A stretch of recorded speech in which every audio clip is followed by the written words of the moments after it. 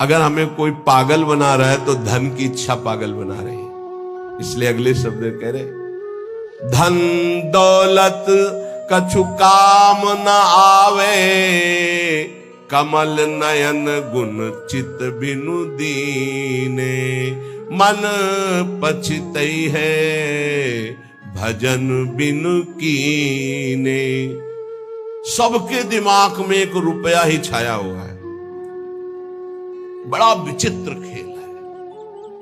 खर्चा करने में छाती पीड़ा पैदा कर दे, संग्रह करने में संग्रह करते करते मर गए। गांव में धन एकत्रित करके दीवाल में गाड़ दिए, मोटी मोटी मिट्टी की दीवालें होती थी, और मर गए। जब दीवाल खुदी तब पूरा जीवन कंजूसी करके समेट करे। यहां बैंक बैलेंस में जमा करते करते गणना में सुख का अनुभव रहे, इतना इतना और जमा, इतना और जमा, मर गए। किसके काम आएगा? क्यों नाम रूपी धन एकत्रित ना कर पाए? क्यों धन के द्वारा गौ सेवा, साधु सेवा, समाज सेवा, नाना प्रकार की भागवतिक सेवा, ये क्यों नहीं लाभ ले पाए? ये धन का बहुत बड़ा प्रभाव है, माया का बहुत बड़ा अंग है, जो हर एक के दिमाग में अपना असर किए हुए है। हम जो भी प्रोग्राम करें उसका परिणाम धन हमारा होना चाहिए। चाहे वो कथा हो, चाहे वो यज्ञ हो, चाहे वो पूजा हो, जो भी हो। कोई बिरला ऐसा करता है जगत में, ऐसा नहीं कि नहीं है, कोई बिरला ऐसा करता है कि इसका फल हो श्री कृष्ण प्रेम लक्षणा भक्ति। है, ऐसा नहीं कहते कि नहीं है, पर सबके दिमाग में एक यही है कि जो मैं कर रहा हूं उसका परिणाम अच्छी धनराशि मिलना। इसीलिए यहां कह रहे कि पछताओगे बाद में। क्या पछताओगे? अरबों रुपया बैंक में जमा करके पधार गए, वो भारतीय बैंक का वहीं रखा हुआ है, आपकी केवल जीवन की श्वासें नष्ट हो गई। बस आसक्ति उसकी आपकी दुर्गति कराएगी। जीवन का समय आपको उसके संग्रह में गया, कुछ हाथ नहीं लगा। कितना भोगोगे? कितना भोगोगे? क्या खाओगे? कितना खाओगे? जब शरीर ही नहीं रहेगा तो ये सब खाना पीना किस कार्य में आया, यदि सच्चिदानंद से चित्त नहीं जोड़ा। इसलिए पछताओगे यदि धन की प्रधानता जीवन में रही। आप सच्ची मानिएगा, आप जितने लोग बैठे हो, विचार करके अभी देख लो, वृंदावन की भूमि में बैठे हो। हम नहीं कहते कि सबके दिमाग में होगा, लेकिन आप देख लो, प्रधानता हर क्रिया के परिणाम में धन प्राप्ति की लालसा। हर क्रिया, साधु संग कर रहे हैं तो ऐसी कुछ आशीष हो जाए कि धन प्राप्ति हो जाए। हम ठाकुर सेवा, ठाकुर दर्शन, उपासना, सबका परिणाम एक धन की तरफ रहता है। सबका परिणाम। कोई बिरला ऐसा होता है जिसके दिमाग में धर्म होता है कि मैं जो भी करूंगा धर्म पालन के लिए करूंगा, मेरे जीवन का उद्देश्य है समस्त जगत को सुख प्राप्त हो, भगवान प्रसन्न हो जाए, बस। ये कोई बिरला करता होगा, बिरला। वो भक्ति का आडंबर करके, वो वैराग्य का नाटक करके, उपदेश का, व्यापार का, संसार का, चाहे वो परमार्थ हो या व्यवहार हो, दोनों में प्रधानता हमारी रहती है धन की। ये भगवान की प्राप्ति में बहुत बड़ी बाधक बनती है। कंचन देखत को यहां जगत संगाती, तात मात अपने सुख भीने, ललित किशोरी द्वंद मिटे ना, आनंद कंद बिना हरि चीन्हे, मन पछितई है भजन बिन कीने। अब दूसरी बात करें, देखत ही यह जगत संगाती। सबसे ज्यादा संसार में संगाती माना जाता है विपरीत शरीर को। काम, दूसरा है काम, विपरीत शरीर का संगाती। इसके लिए प्राण देने के लिए तैयार है। और जबकि वासना की निर्वासनिक स्थिति भगवान से होगी, किसी शरीर भोग से नहीं होगी। उससे तो जैसे अग्नि में और घी डालते जाओ तो बढ़ती चली जाती है, ऐसे ही वासना की शांति भोग में नहीं, त्यागात शांति अनंतरम।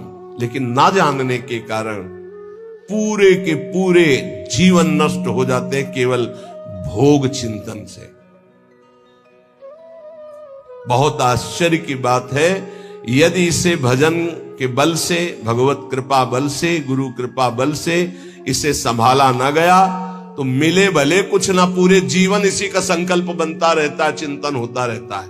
ये ठग हैं जो हमारे जीवन को नष्ट कर देते हैं। कामिनी के संग की लालसा भगवत प्राप्ति नहीं होने देती। जैसे पहला था धन की प्राप्ति की लालसा, ऐसे ही जितना भी धन कमा लो, जितना भी सब कर लो, अंदर एक लालसा बनी रहेगी भोग भोगने की।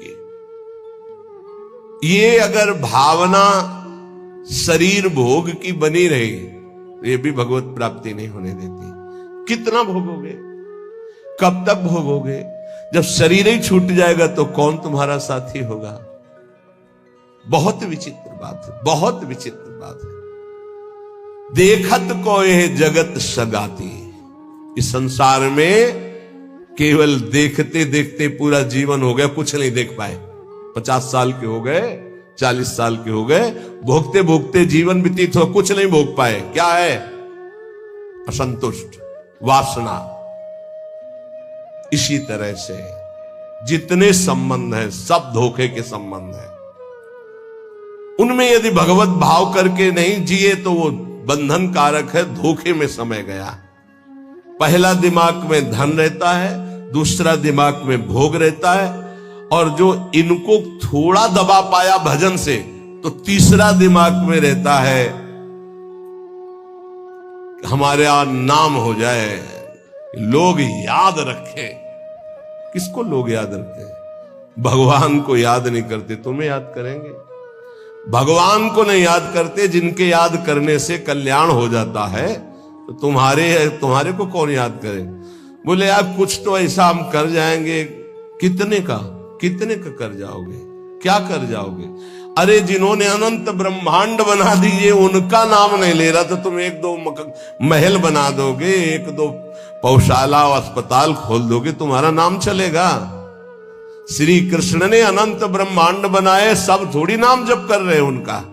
तुम्हारा कौन नाम जप करेगा कि भाई बहुत यश कीर्ति की आखिरी चाह। इसीलिए कह रहे हैं कि ललित किशोरी द्वंद्व मिटे ना, आनंद कंद बिना हरि चीने, मन पछितई है भजन बिन कीने।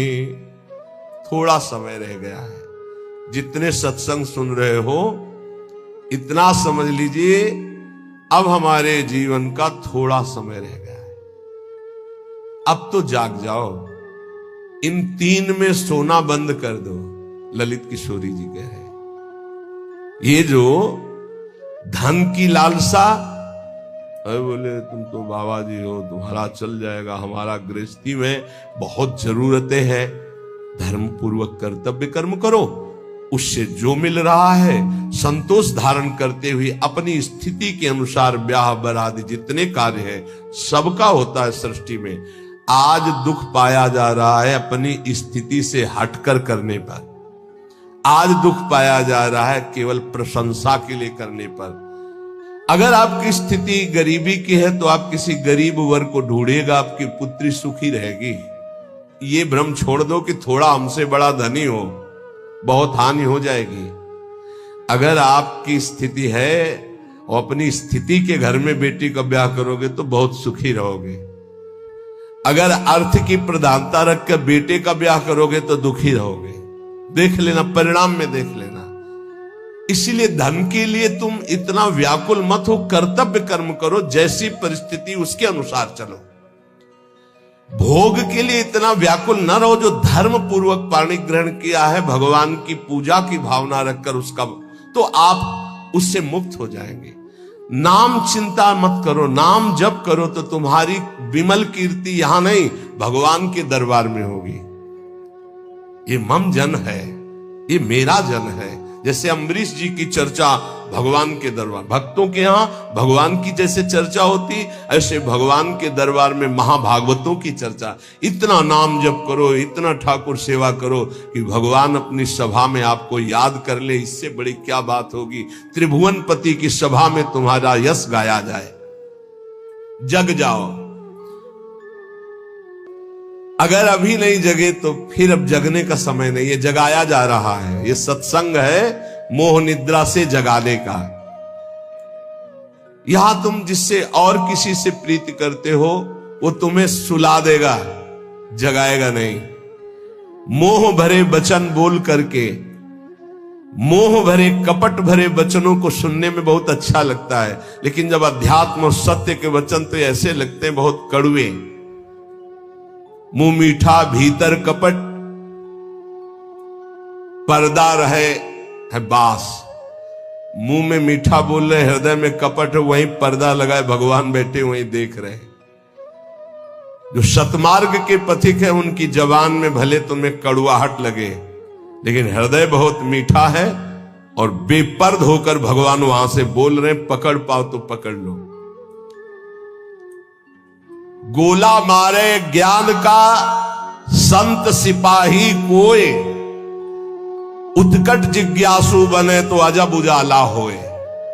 अजब उजाला होए अंधेरा सब ही नासे, अंतर्मुख हो लखे आत्मा अपनो भासे।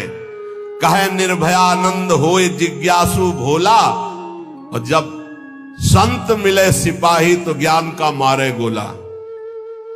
अगर भगवान का पार्षद कोई संत जो विशुद्ध स्थिति में है, उसके वचन क्या करते हो, गोला का काम करते हैं। बोले ऐसा ज्ञान का गोला माला कि काम क्रोध लोभ मोह मद मत्सर सब मर गए और दिव्य प्रकाश हो गया हृदय में। गोला मारे ज्ञान का संत सिपाही कोई, उत्कट जिज्ञासु बने और अजब उजाला होए। अगर संत वचन सुन लिए तो अमोघस से खाली नहीं जाते हैं, ये तुम्हारे जीवन का परिवर्तन कर देंगे। बस आपको जरूरत है उन शब्दों को पकड़ने की। जिस समय अंतर्मुखता बढ़ने लगे, आपको अपने दोष दिखाई देने लगे, जान लेना संत वचनों का प्रभाव शुरू हो गया है। अंतर्मुख हुए लखे, अपने दोष दिखाई देने लगे। मेरे में ये कमी, मेरे में ये कमी, हे भगवान ये मेरी कमियां कैसे दूर होंगी। तो जान लो संत संग का प्रभाव आपके ऊपर पड़ रहा है। आत्मा अपनो भाषे, अपने आप से अपने स्वरूप का बोध प्रारंभ हो जाता है जब किसी सच्चे संत का संग मिलता है। पाता है निज आत्मा विषयीन सो मन रोक, काम क्रोध के वेग की जो सही जावे झोंक। संत संगी वही है जो काम क्रोध के वेग को सह जाए। काम आया सह गया, क्रोध आया सह गया। हमें देखते हैं कि काम क्रोध को सहने की तो वृत्ति साधक में है, लेकिन ईर्ष्या को सहने की शक्ति नहीं है। वो जहां ईर्ष्या करता है, दूसरे से निंदा करने लगता है, तो फिर उसकी काम क्रोध की शक्ति बढ़ जाती है और वो सहन करने में असमर्थ हो जाता है। अहम मैं जितेंद्री हूं और ईर्ष्या दूसरे की उन्नति देखकर डा होना, जलन होना, जहां ये आया तो फिर वो वही परास्त हो गया जहां जीत रहा था। इसको पकड़ना। गुरु कृपा से काम और क्रोध पर विजय प्राप्त करने की योग्यता साधक में आ जाती। बहुत शीतल हृदय होने लगता है, यार लगता है क्या कुछ नहीं। और जहां उसके अंदर ये अहम आया और दूसरों को देखकर जलन होने लगी, अपने में अहम आने लगा, वहीं उसकी सामर्थ्य घट गई और वो उसी विषय के लिए रोने लगा। काम क्रोध आदि उसको परास्त करने लगे। समझना, इस बात में आध्यात्मिक चर्चा है जिससे आपको परम पद मिल जाएगा। आप अगर गुरु शरणागत है तो काम क्रोध आपके अंदर स्फुरित होंगे, परास्त नहीं कर सकते। चिंगारी की तरह स्फुरित होंगे, ज्वाला की तरह नहीं, पक्का समझ लो। दो बातें हैं यदि तुम काम क्रोध से परास्त हो जाते हो। पहला, आप गुरु आज्ञा का उल्लंघन करके कोई गंदी बात देख रहे हो, कोई गंदी बात कर रहे हो, कोई गंदी बात करने वाले लोगों का संग कर रहे हो। अगर ये नहीं तो फिर तुम काम विजयी होने का अहंकार कर रहे हो। अन्यथा स्फुरणा होती है और शांत हो जाती है। उसी मार्ग से चले हुए अनुभव की ये बात है। हम किसी की दूसरी तर्क वाली बात नहीं मान सकते, छाती की बात मानते। ऐसे स्फुरण होता है और शांत हो जाता है, क्योंकि उसके लिए कोई चारा नहीं है। धीरे धीरे स्फुरण भी बहुत कम होने लगता है। पर जहां देखा गया अपने में अहंकार आया कि मैं जितेंद्री, और जहां दूसरे की उन्नति से डाह, तो फिर वही उसको परास्त कर देते हैं। चिंगारी को ज्वाला बनने में देर नहीं लगती। वो चिंगारी तब शांत होती है जब भगवत साक्षात्कार हो जाता है, सूक्ष्म रूप से विकार रहते हैं। पता है निज आत्मा विषयन सो मन रोक। जब संत वचन रूपी प्रकाश आपके हृदय में हुआ, तो ये जब पता हो गया कि तुम देह नहीं हो, भले अनुभव नहीं हुआ, तो अपने मन को विषय में जाने से रोको। बोले काम क्रोध के वेग की जो सही जावे झोंक। इनका झोंका आता है हवा का, जैसे झोंका, हवा का झोंका आवे, तूफान आवे, किसी पहाड़ का आश्रय ले लो, बच गया। छोटे मोटे पेड़ आदि का आश्रय मत लेना, नहीं टूट के गिर जाएंगे आपके ऊपर, वही मार देंगे। क्या करना है? पहाड़ का आश्रय। पहाड़ कौन है? भगवान के प्रेमी महाभागवत जनों के वचन, या भगवान नाम, या भगवत लीला गुण कीर्तन। जहां कामादि दोष आवे मजीरा उठाओ, राधा राधा राधा एक मत सुनो मन की। देख लो अभी साफ हो जाएगा गंदगी जो आई थी। या कोई संत के उपदेश सुनने लगो, या भगवान की लीला गायन करने लगो। प्रियालाल के चले जोई जोई प्यारो करे शुरू करो, और आज वह देखियो तो प्यारी, चले जाओ वहां तक। 84 पदों का गायन पक्का। जब तुम्हें काम सतावे, चतुरासी जी का गायन शुरू कर देना, गायन। और अगर ना चला जाए तो हमसे बताना, ये निज अनुभव की बातें हैं। चतुरासी जी का फल ही है भवजल निधि को नाव, काम पावक को पानी। तो जो सही जावे झोंक, ये आंधी आती, जाएंगे टिकेंगे नहीं। आगमा पाइनो अनित्यास्तास्तितिक्षस्व भारत। जो सही जावे झोंक, यार विक्षेप हटावे। निद्रा और आहार जुक्ति सो धीरे से घटावे। समझिए, काम क्रोध की झोंक आई तो कह रहे यार इस सह जाओ, भारी विक्षेप है, थोड़ी देर के लिए है, विचलित मत होना। विचलित वही होगा जो काम की खुराक रखे हुए है। खुराक क्या है? मोबाइल खोला, गंदी बात देख ली, या कोई अपने हाथ से गंदी क्रिया कर ली, या गंदे जनों का संग कर लिया। इससे क्या होगा? आप झोंक नहीं सह पाएंगे विकार की। कह रहे हैं जो सही जावे झोंक, यार विक्षेप हटावे। प्रभु के दर्शन में यही बाधा है, नहीं तो खुले टहल रहे हैं। वृंदावन है, यहां खुले प्रभु टहल रहे हैं, बस दृष्टि चाहिए। यार का तात्पर्य बहुत प्रेम भरा शब्द है। मित्र एक बार सह जाए इसकी झोंक को, आगे निकल जाएगा। जो सही जावे झोंक, यार विक्षेप हटावे। तो विक्षेप कैसे हटेगा? बोले निद्रा और आहार जुक्ति सो कछ धीरे से घटावे। बस कल भी चर्चा हुई थी निद्रा और आहार को कम करने की, पलटू स्वामी की। इन निर्भयानंद जी बड़े सिद्ध महापुरुष ब्रह्मानंद में डूबे हुई। इन दो पर असर साधक अपना दिखा दे। ये दो सबके ऊपर असर दिखाए, पूरा जीवन व्यतीत हो जाता है। खाना और सोना, अच्छा भोजन और खूब चक सोने को मिले। कह रहे कि अगर परमार्थ का लाभ लेना है तो साधक दो पर अधिकार करे, नींद और भोजन। फिर बार बार कहते हैं अभ्यास अभ्यास। नींद और भोजन, ये दो, निद्रा और आहार। फिर तीसरे पर विजय जो मैथुन, फिर चौथा जो भय। ये चार ऐसे दोष है पूरी सृष्टि को अपने अधीन किए। निद्रा, भय, आहार, मैथुन, ये सब के सम जग उपजाए, सब इसी में फंसे हुए। ऐसा साधक इन चारों पर विजय प्राप्त करनी। निद्रा, तब जब आहार पर आप संयम करेंगे। बहुत बार आहार पे चर्चा होती, भाई आहार को संभाल लो, इसको बढ़ाते चले जाओ, एक एक कवल बढ़ता चला जाएगा, इसको घटाते चले जाओ, घटता चला। 400 ग्राम में पूरे 24 घंटे शरीर का सम्यक मेहनत करते हुए पोषण हो जाएगा 400 ग्राम में। यहां यही है कि अगर आप भगवत मार्ग में चलना चाहते हो तो आहार पर संयम करो, तो नींद पर संयम हो जाएगा।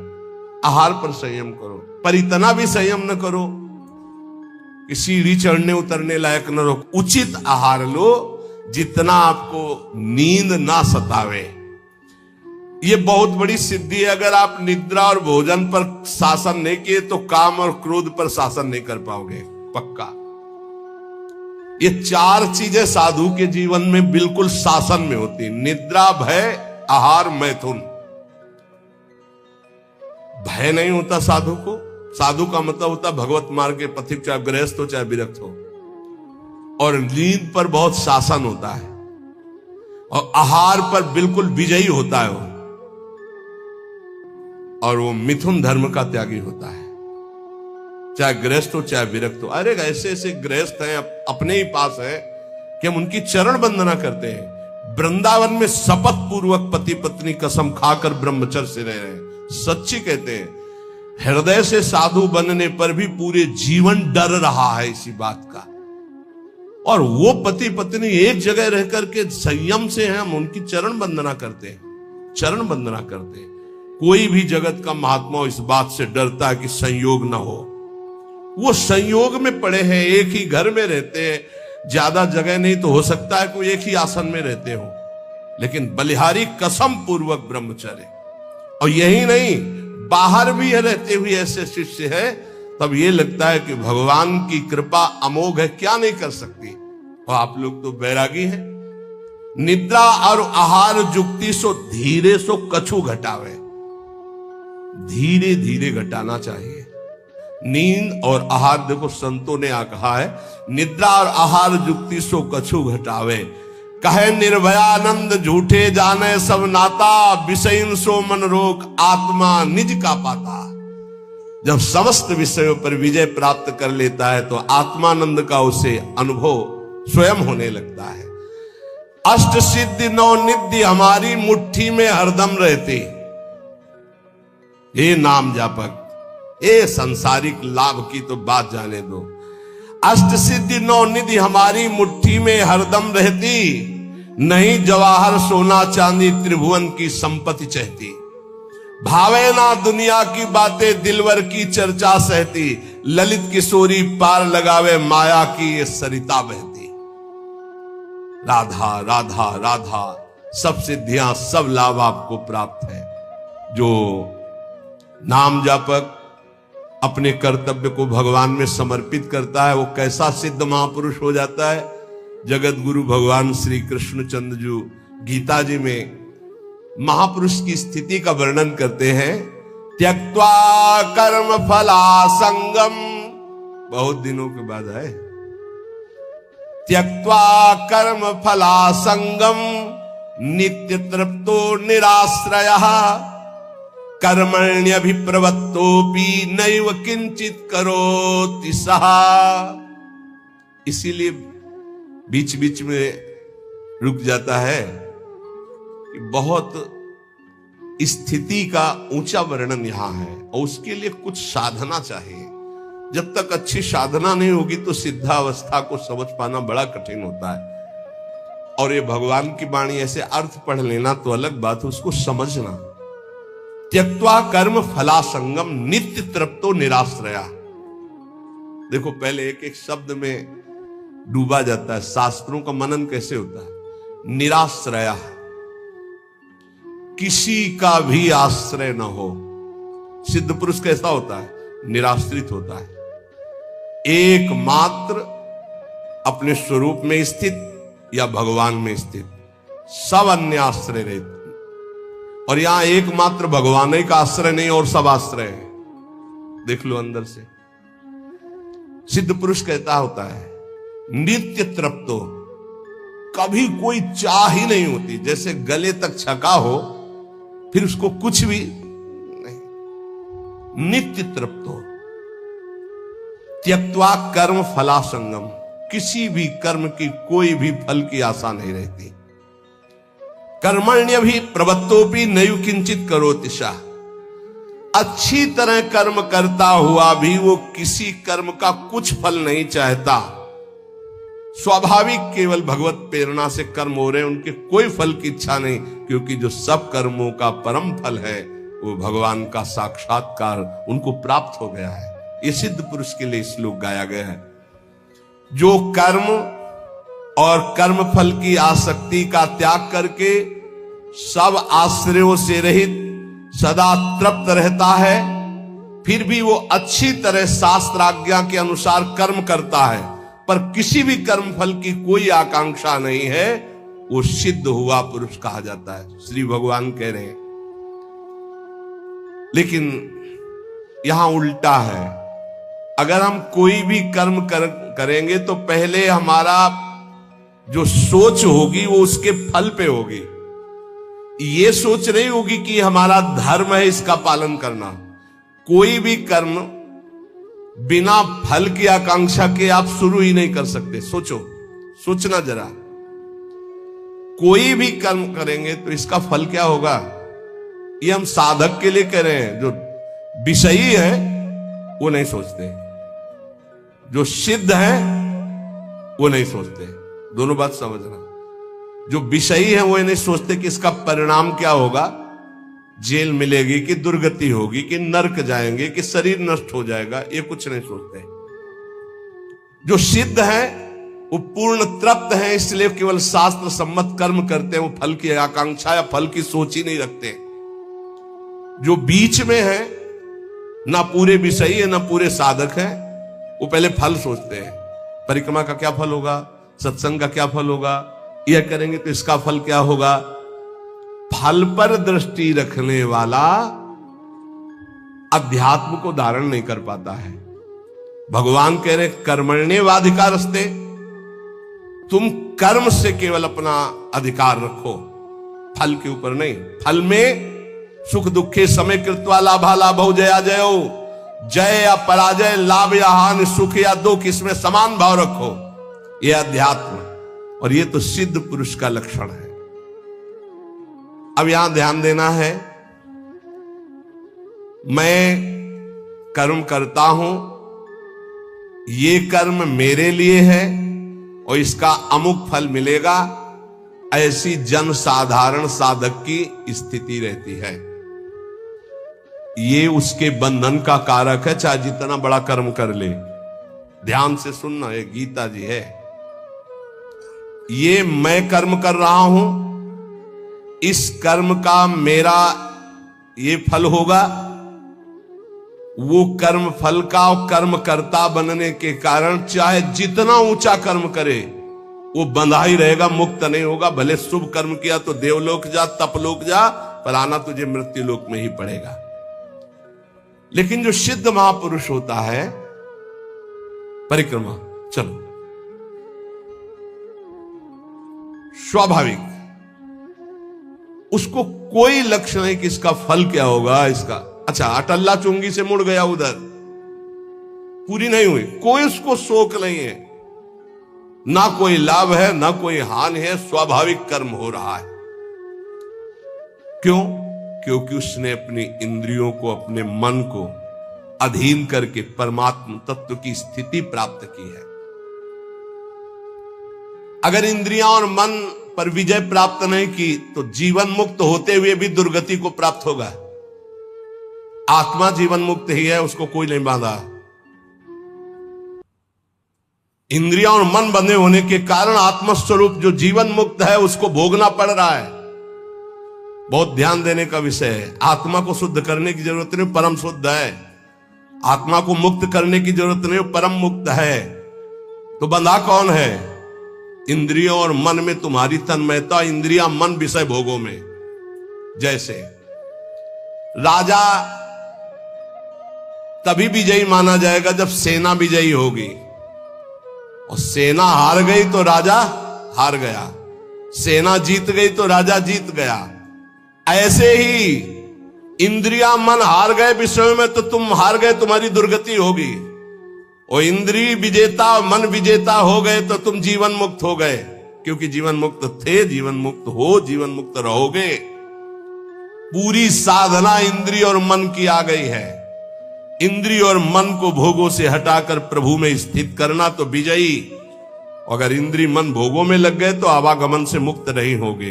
लेकिन सिद्ध पुरुष की इंद्रियां और मन ये अपने आप शांत होते हैं, क्योंकि वो त्यक्त्वा कर्म फला संगम, ना कर्म में आसक्त है और ना फल में आसक्त है।